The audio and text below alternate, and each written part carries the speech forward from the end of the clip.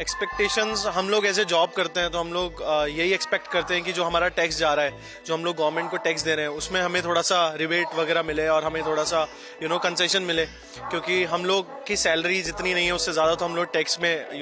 दे देते हैं। तो हम लोगों की तो बस यही है कि हमें जो बजट आ रहा है उसमें टैक्स का बेनिफिट मिले और डेवलपमेंट के लिए काफ़ी सारी चीज़ें हों, सिटी डेवलपमेंट हो, रूरल एरिया में डेवलपमेंट्स हों, इन चीज़ों को लेके बजट आना चाहिए और अच्छा आना चाहिए। मेरा ये है कि जितना हम लोग टैक्स भर रहे हैं उतना हमको इंफ्रास्ट्रक्चर नहीं मिल पाता, और जो टैक्स भर रहे हैं कि जैसे मैं एक डेवलपिंग सिटी से आ रहा हूँ, अलवर राजस्थान, तो मुझे लगता नहीं कि उसका बेनिफिट हमें कहीं मिल पा रहा है, और हर साल हमको इतना टैक्स भरना पड़ रहा है और थोड़ा रिबेट मिलना चाहिए टैक्स को लेके।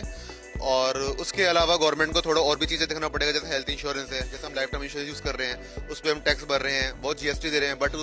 गवर्नमेंट उस पैसे को जब वोटिंग्स होते हैं या फिर इलेक्शंस होते हैं उसको उसमें वो फ्री में दे देते हैं लोगों को, और बाकी हमको कोई बेनिफिट नहीं हो पा रहा है। At least we are the only one who is paying taxes, but we are not getting revert for that. So I think कि गवर्नमेंट को इस बारे में कुछ देखना चाहिए।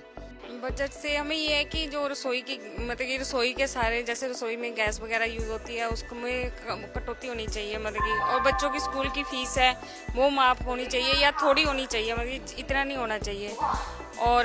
जो डेली का खर्चा है जैसे वो भी थोड़ा कम होना चाहिए।